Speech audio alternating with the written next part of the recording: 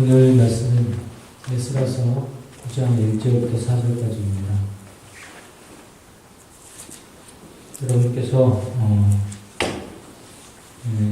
1절과 3절을 읽으시고 제가 2절과 4절을 읽도록 하겠습니다. 시작. 이러한 일들을 마친 다음에 지도자들이 나에게 와서 말하였다. 이스라엘 백성은 제사장이나 레위 사람을 가져도 이방 백성과 관계를 맺지 않고 가나안 사람과 헷 사람과 그리스 사람과 여부스 사람과 암몬 사람과 모압 사람과 이집트 사람과 아모리 사람이라는 역겨운 일을 따라서 합니다. 이방 사람의 딸을 아내로 또는 며느리로 맞아들였으므로 주변의 여러 족속의 피가 거룩한 핏줄에 섞여갑니다. 지도자와 관리하는 자들이 오히려 이런 일에 앞장을 섭니다. 이 말을 들은 나는 떠도난 자가 같아서 겉옷과 속옷을 찢고 머리카락과 수염을 뜯으면서 주저앉았다. 같이 읽으시죠. 그러나 이스라엘의 하나님의 하신 말씀을 두려워하는 사람들도 있었다. 내가 저녁 제사 때까지 겉을 입고 앉아있는 동안에 그들은 포로로 잡혀갔다가 그들과 백성이 저지른 이렇게 큰 대신을 보고서 나에게로 모여들었다. 아멘.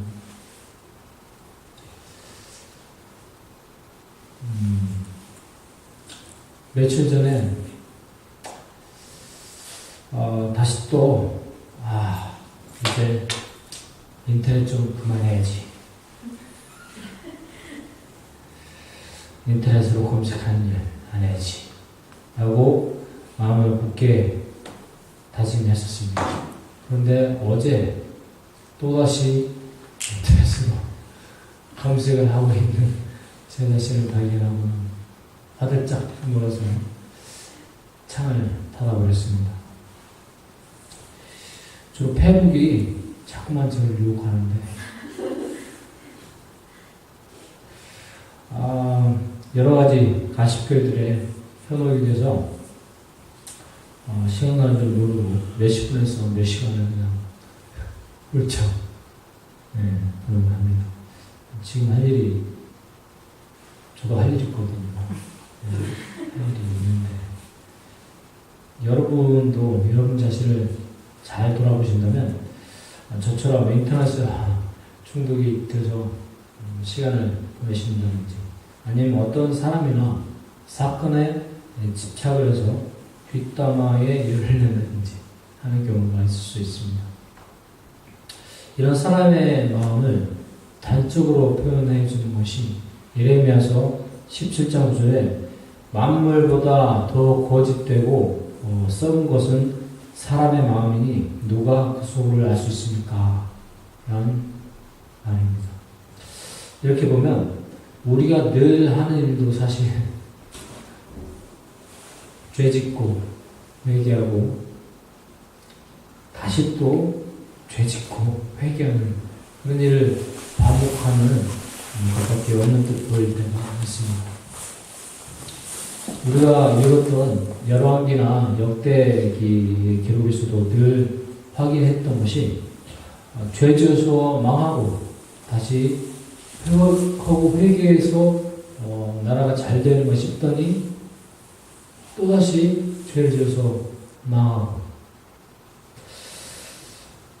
그런 죄를 나온지어서 인간의 힘으로는 자체 정화하는 것이 불가능해졌기 때문에 하나님께서 바벨론으로 포로로 보내신 것입니다. 70년 동안. 오늘 보면 70년의 포로 생활을 마치고 술바벨이 1차 귀환을 해서 우여곡절 끝에 성전을 BC 516년경에 완성을 하고 그리고 약 60년 후에 에스라가 2차로 귀환을 했을 때 벌어진 얘기입니다. 그런데 포로로 잡혀가기 전이나 잡혀갔다가 돌아온 시점이나 별로 변화가 없는 이스라엘의 모습을 보고요. 에스라는 머리를 또 수염을 잡아 뜯고 옷을 찢었다고 합니다. 여기서 가장 크게 문제 삼는 것은 이스라엘의 행위 즉 2절에 나온 대로 이방 여인들과의 결혼 문제입니다. 물론 룻기에서도 볼 수 있듯이 이방 여자가 그 집안에 들어와서 오히려 하나님을 잘 믿는 경우도 있죠. 그러나 열왕기와 역대기를 읽으면서 봤듯이 이방 여인들과의 결혼은 그 자체로 문제가 있다기보다는 종교와 문화가 다른 여인이 그 여인을 통해서 여호와 하나님을 믿는 이스라엘의 사람들의 유일신관이 흔들리는데 문제가 있다고 하겠습니다. 그런 것을 역사의 교훈을 통해서 잘 알고 있는 대제사장인 아론의 직계 후손이자 학자인 스킬드 스크라이브 뭐 그런 표현으로 되어 있던데 학자인 에스라의 눈에 좋게 보이실 리가 없습니다. 무슨 사정이 있었는지 모르지만 스룹바벨이 1차로 돌아온 지 80년 지난 다음에 들어왔어요.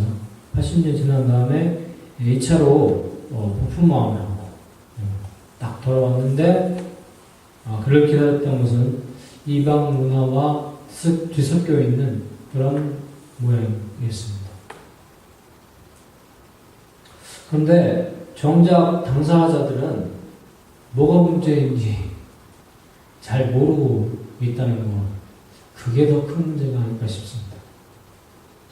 그렇기 때문에 이절에 지도자와 관리들은 아마도 이방 민족과 잘 어울려서 지내는 것이 더 낫겠다고 생각했겠죠. 그래서 통혼을 장려를 합니다.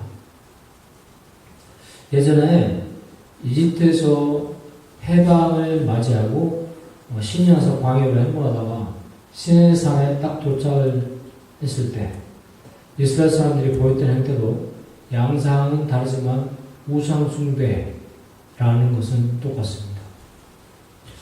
그때 모세가 십계명을 받으러 산에 올라갔을 때 밑에 남은 사람들이 아론에게 강청을 하죠. 우리한테 하나님을 보여달라. 하나님 보여주지 않는 하나님을 어떻게 믿느냐? 보여달라. 그렇게 말하니까 그 무치들을 다 모아서 송아지 우상을 만들고 이것이 당신들을 이집트에서 이끌어낸 바로 그 하나님입니다. 그렇게 말을 합니다.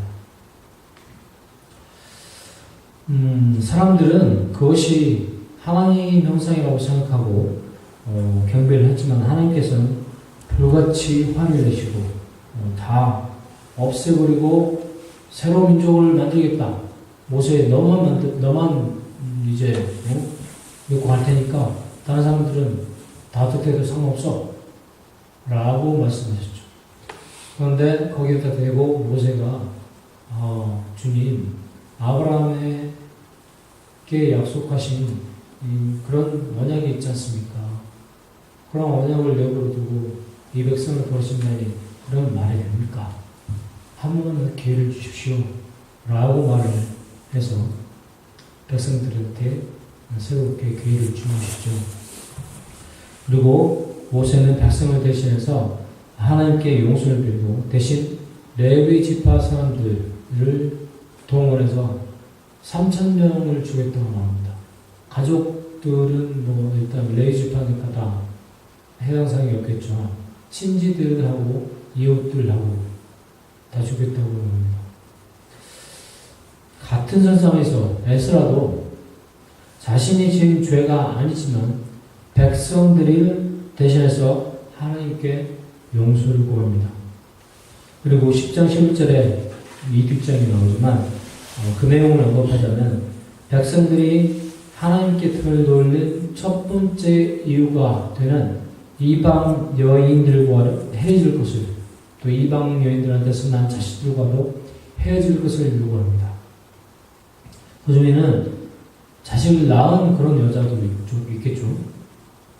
그렇기 때문에 어떻게 보면 칼만 안 들었지 칼을 든 것보다 더한 그런 헤어짐, 생이별을 가하는 것일 수 있습니다. 에스라의 일처리는 속된 말로 준호 형제가 아닌데, 준호 형제 별명이 뭡니까? 단호박이잖아요. 그렇잖아요.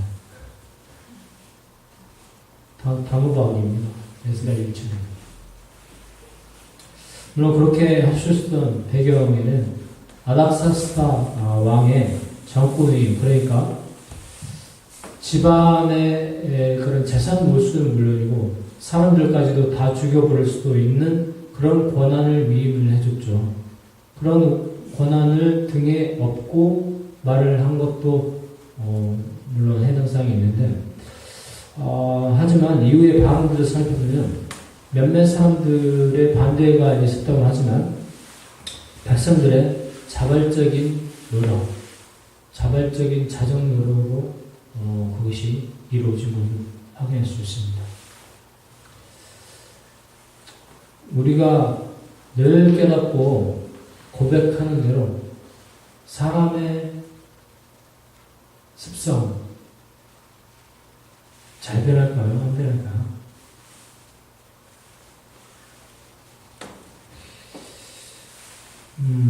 저만 보더라도 예전에 껄렁껄렁하던 그런 습관이 아주 많이 남아 있습니다. 그래서 말을 할 때도 늘 지적을 받는데 그걸 아직까지 제대로 못 고치고 있어요.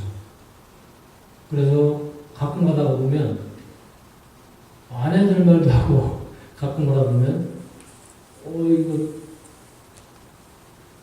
오히려 하지 않았으면 더 좋았을 그런 말도 내뱉는 경우가 있습니다.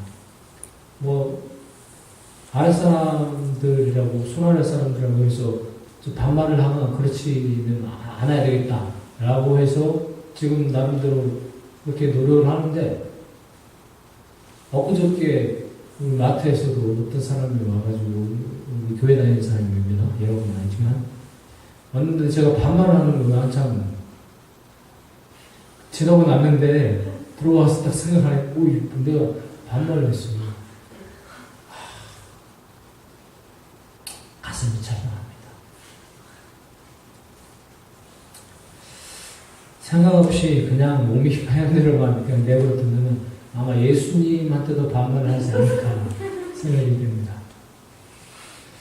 우리는 예수님, 즉 하나님 믿는 성령의 사람인데 어떻게 그럴 수가 있지? 라고 묻는 사람이 있을 수 있는데, 우리가 성령의 사람인 것은 맞죠. 여러분도 다 그렇게 생각하시잖아요. 아닌가요? 우리는 성령의 사람인 것은 맞습니다. 그런데 성령이 우리인 것은 아니잖아요.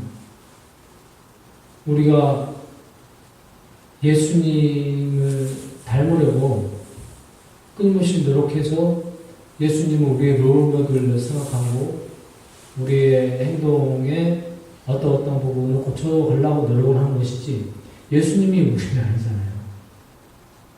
이 말은 잊기 쉬운 우리의 죄성을 확인하게 만들어줍니다. 사실 일상생활에서는 우리가 드러내지 않고 그냥 있으면 무슨 생각을 하는지 잘 모르고 넘어갈 때가 많이 있습니다.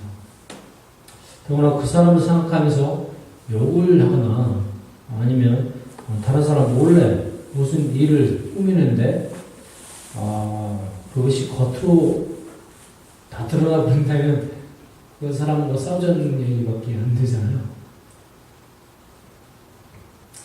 그런데 잠언 15장 11절에 죽음과 파멸조차도 주님 앞에서 드러나는 사람의 마음이야 더욱 그러하지 않겠는가?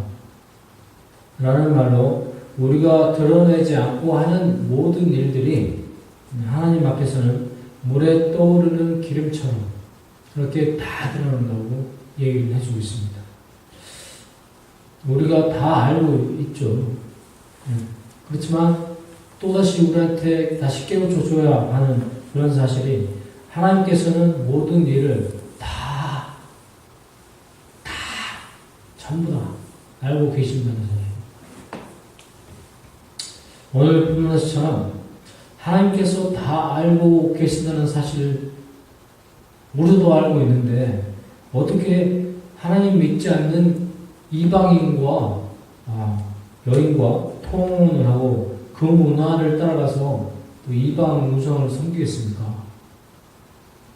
또 하나님 믿는 사람이 어떻게 하나님 믿지 않는 사람처럼 남을 헐뜯고 그 사람의 가능성을 차단할 수가 있을까요? 우리가 모르고 있습니다. 하나님을 잘 믿는 사람은 오히려 에스라처럼 자기 옷과 자기의 머리를 쥐어뜯고 자기 죄처럼 나서서 본인도 회개를 하고 그리고 남도 하나님으로 방향을 돌려서 자복하자 라고 독려하는 사람입니다. 에스라는 말하자면 아는 것과 행동했던 것이 일치했던 사람인 것 같습니다. 많이 배웠겠죠. 대제사장 가문이자는 아론으로 계보가 이어지는 그리고 100년 넘게 모국 제사장 일을 했던 거예요. 잡혀가서 포로로 잡혀가서도. 근데 그런 와중에도 대제사장 가문이라는 프라이드를 잃지 않고 끊임없이 노력을 해온 사람이라는 것을 알 수 있습니다. 서기관이라고 표현되는데 문서들을 잘 필사하는 그런 일에 정통한 학자였다 라는 말이 나오는 걸로 봐서 학자, 그냥 어중이 또중이 학자가 아니라 계속해서 연구를 하는 그런 학자였습니다.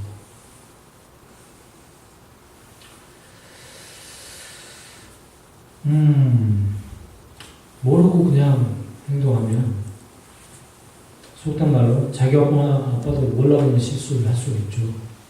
술 마시면 그럴 수 있습니다. 개가 되니까.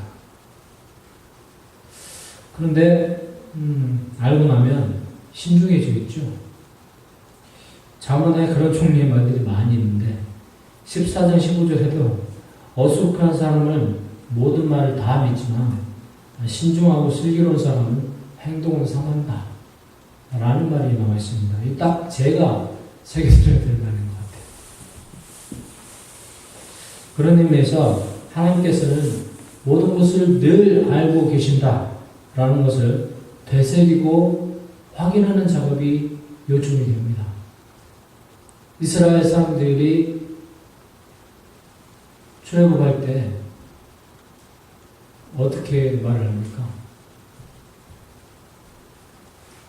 문지방 근처에도 써놓고, 자기 손목에도 써놓고, 그렇게 해서 말씀을 잊지 말자라는 말을 하잖아요.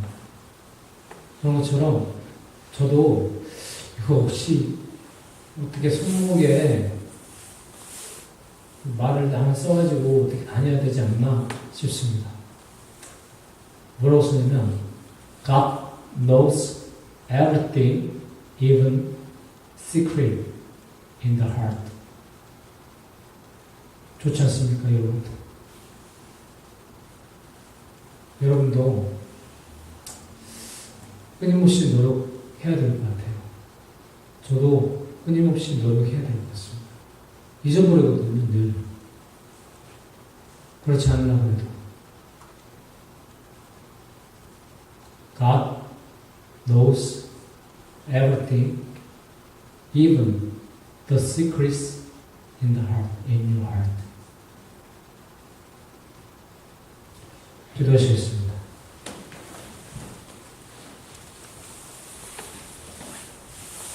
하나님 아버지 감사합니다. 바벨론 포로기에 돌아와서 우여곡절 끝에 성전을 넘어온 사람들이 이후 60년의 세월 동안에 다시 무성문화에 동화되는 것을 봤습니다. 아버지, 우리라고 다르지 않다는 것을 고백합니다. 우리가 교회 와서 예배드릴 때는 겸손히 하나님을 잘 믿는 것 같다가도 교회 방문 나서는 우리가 하나님의 자리에 서서 모든 일을 판단하고 재단하고 그런 모습을 보입니다. 우리 허물을, 죄를 용서해 주시고 우리가 무엇을 하든지 어디에 있든지 아버지의 스승으로부터 떠나실 수 없다는 것을 알게 하시옵소서. 또한 그 안에서 구속됨이 아니라 참 자유를 누릴 수 있는 저희가 되도록 하시옵소서. 예수님 이름으로 기도합니다. 아멘.